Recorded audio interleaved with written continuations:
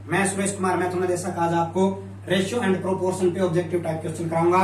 तो पहला सवाल है, यदि ए अनुपात बी बराबर में 2:3 हो तो 3a + 5b अनुपात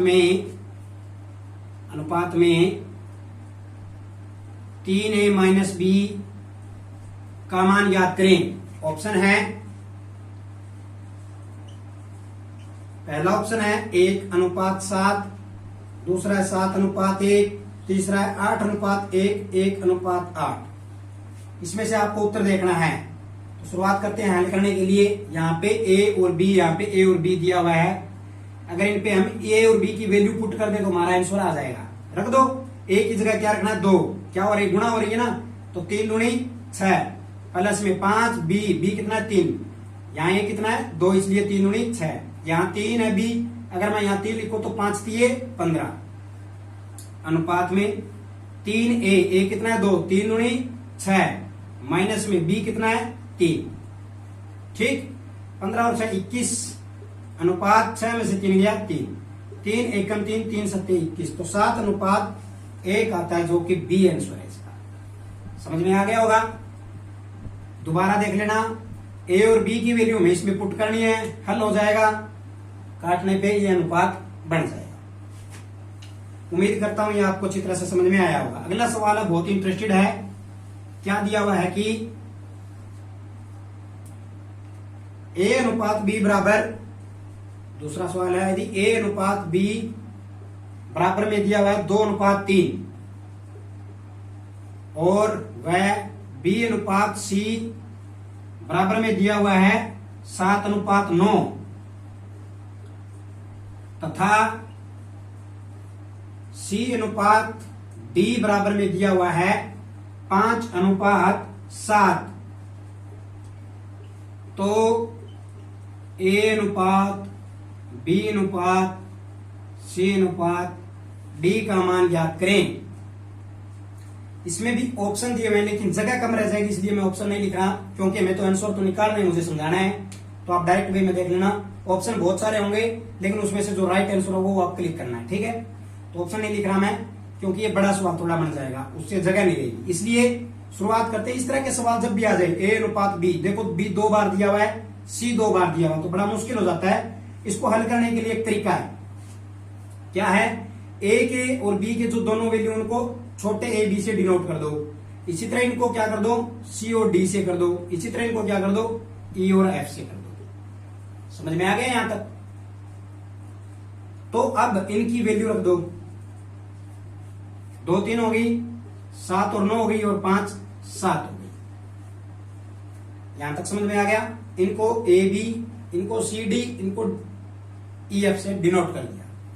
अब ए के लिए अलग फार्मूला, बी के लिए, सी के लिए, डी के लिए, सब कोई अलग अलग फार्मूला है, वो मैं ऊपर लिख के बता देता हूं। स्टेटमेंट की हमें कोई जरूरत नहीं है, हमने नीचे लिख लिया है। अब देखिए, ए के लिए जो फार्मूला बैठेगा वो क्या है, पहले सभी जो ये 2 2 के जोड़े ना, 2 का ये जोड़ा, 2 का ये जोड़ा, 2 का ये जोड़ा, ये देखिए अनुपात में था ना ये, तो जोड़ा ही माना जाएगा।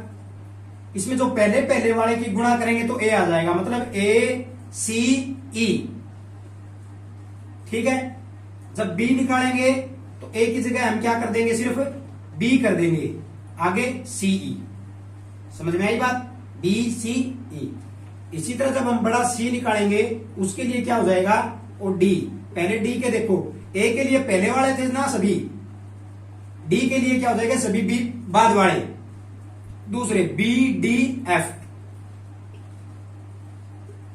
और सी के लिए क्या हो जाएगा, B D E, B D E. Clear.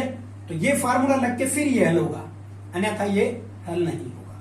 तो आप याद कर लो, आप ए की वैल्यू कितनी आती है, मैं यहां लिखता जाऊंगा साथ के साथ। ए सी ई, ए सी कितना है 2 7 और 5, 2 7 14, 14 5 70 आ गया, ठीक है। बी कितना आया, बी सी ई 3 7 5, 7 5 35 और 35 थी 105, ठीक है। या फिर ऐसे गुना कर लो, 7 21 21 50 105। अगला है BDE, BDE इनकी गुणा, तो 9 पंजे 45, 45 की 135, ठीक है। लास्ट बच गया BDE, BDF इनकी गुणा करो, 9 सत्ते 63, 63 तिये कितना आया, 3 तिये 9, 6 तिये 18, 189। इट मीन्स आपका आंसर आ गया। कैसे आया है, A अनुपात B अनुपात C अनुपात D बराबर में है 70 अनुपात 105 अनुपात 135 अनुपात 189 आपका उत्तर आ जाएगा। जहां भी ऑप्शन ये हो क्लिक कर देना। फार्मूला समझ में आ गया। एक सवाल और बताता हूं इसी पे, मैं ये रकम साफ कर देता हूं, मैं इसी पे एक और, ठीक है। सिर्फ ये वैल्यूज साफ कर देता हूं, फार्मूला तो ये रहना है। अगर A अनुपात B 2 अनुपात 3 दिया हो, CD 4 अनुपात 5 दिया हो, EF 6 अनुपात 7 दिया हो, तो हल करो। बहुत ही आसान है। ACE कर दो, 6 चौक 24, 24 दूनी 48। क्लियर। B के लिए BCE 6 चौक 24, 24 दिए 72। क्लियर।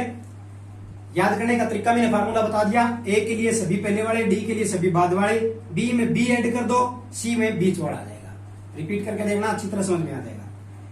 BD के लिए क्या आ जाएगा, C वाली वैल्यू देखिए आप, BDE 3 पंजे 15, 15 6 90। यहां कितना आ जाएगा D के लिए, BDF 3 पंजे 15, 15 7 105 इसकी वैल्यू आ गई। तो सबकी वैल्यू रख दो, 48 अनुपात 72 अनुपात 90 अनुपात 105 आपका राइट आंसर आ जाएगा। अब मैं इसको साफ कर देता हूं, ठीक है। अगर यही रखना है ऑप्शन में यही हो तो ये कर लेना, और नहीं तो ये मेरे हिसाब से कट रहा है सारा ही, ये सारा 3 से कट रहा है। 16 दिए 48, 24 दिए 72, 30 दिए 90, और ये भी 3 से कट रहा है। देखिए 35 दिए 105 होता है ना, तो ये भी 3 से कट रहा है। तो नया जो अनुपात लिखना है तो 16 अनुपात 24 अनुपात 30 अनुपात 35 आपका उत्तर आ जाएगा। जो मर्जी आप करना, अगर ये दिया ऑप्शन तो मैं, अगर काट के दिया तो ये, ठीक है। आप देख लेना। तो इस तरह के सवाल भी आ सकते हैं। अगला सवाल नेक्स्ट है, बड़ा इंटरेस्टिंग सवाल है, जिसमें ऑप्शन भी दिया हुआ है और क्या वैल्यू है देखिए, स्टेटमेंट मैं लिख के लाया हूं, जिसमें दिया हुआ 2 धनात्मक संख्याओं, चौथा सवाल, 2 धनात्मक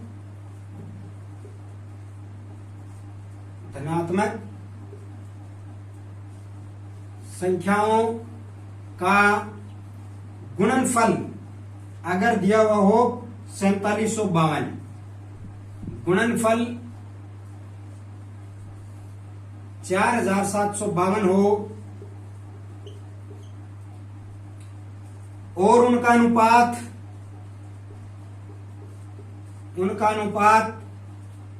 11 अनुपात 12 हो, तो इनमें छोटी संख्या कौन सी है, छोटी संख्या कौन सी है। ऑप्शन है 77, 66, 58, 60। ये ऑप्शन दिए हुए हैं। पहले सवाल को समझो। 2 धनात्मक संख्याएं दी हुई है जिनका गुणनफल इतना दिया हुआ है, उन संख्याओं का अनुपात ये है, इनमें से सबसे छोटी संख्या कौन सी, ऑप्शन ये दिया हुआ है।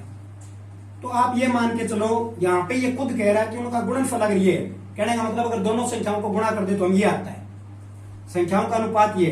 माना पहली संख्या 11x, दूसरी संख्या 12x, समझ में आ गई बात। मान लिया हमने ये 11x ये 12x, तो क्या हो जाएगा, दोनों संख्याओं का गुणनफल 11x अनुपात में गुणा में 12x। क्या लिख दो आप, पहली संख्या माना 11x, गुणा में दूसरी संख्या, गुणा मत लगाओ, x है एक जैसे, तो आप पजल हो जाओगे, ठीक है। तो आप यहां पे 11x इंटू में 12x बराबर में कितना दिया हुआ है, 4752, क्योंकि ये खुद कह रहा है कि दोनों संख्याओं का गुणनफल ये है। हमने माना संख्या पहली है दूसरी है। अब देखिए इनकी गुणा कर लीजिए आप, इनके गुणा करने पे ये क्या आया, इनको तो उधर ले जाना ही है, इसलिए इनकी गुणा कर लो। एक्स स्क्वायर 11 गुणा में 12, ये दोनों यहां गुणा में उधर जाके किस में चला जाएगा, भाग में, तो बटे में आ गई 11 गुणा में 12 बटे में आ गया, क्योंकि यहां एक्स के साथ गुणा में था, उधर जाके भाग हो गया। और एक्स और एक्स की पावर जुड़ के क्या बन गई, एक्स स्क्वायर। अब ये कट रहा है तो काट दो, कट रहा है जी, 11 चौक 44, 47 में से 44 गए 4, 47 में से 44 गए सॉरी 3, 35 बन गया, और 11 तिये 33, 35 में से 2 गए 33 गए, 2 बच गया 22, 11 दूनी 22, 432 आ गया कट के। 12 से भी कट रहा है, क्या कट रहा है, काट दो, 12 एक कम 12, 12 दूनी 24, 12 तिये 36 आ गया, यहां आ गया 12 तिये 36, 43 में से 36 गया, 7 बच गया 72, 12 6 72। X square is equal to 36, X is equal to 36 का अंडर रूट, स्क्वायर इधर आके स्क्वायर रूट हो गया। हल करेंगे, 36 का स्क्वायर रूट कितना होता है 6, तो मैं यहां पे क्या लिख सकता हूं इसको 6। एक्स की वैल्यू कितनी आ गई, 6 आ गई। तो दोनों संख्याएं याद कर लो, 11x इंटू में 12x, पहली संख्या क्या है 11x, मतलब 11 गुणा में 6, 11 6 66, दूसरी संख्या 12 गुणा में 6, 12 6 72, क्योंकि x की जगह मैंने क्या रखा है 6, तो एक संख्या 66 है, दूसरी संख्या 72 है। इसने ये पूछी थी कि छोटी संख्या कौन सी है, छोटी संख्या 66 छोटी है 72, 66 छोटी है तो 66 छोटी है, अगर बड़ी की पूछे तो 72। तो उम्मीद करता हूं कि ये आपको अच्छी तरह से समझ में आया होगा। इस चैप्टर में मैंने 3 वीडियो पहले बना दी, ये चौथी वीडियो ऑप्शन टाइप वाली। तो उम्मीद करता हूं कि ये वीडियो आपको अच्छी लगी और समझ में आएगी। इसे लाइक करें, अधिक से अधिक शेयर करें, हमारे चैनल को सब्सक्राइब करें। Thank you so much.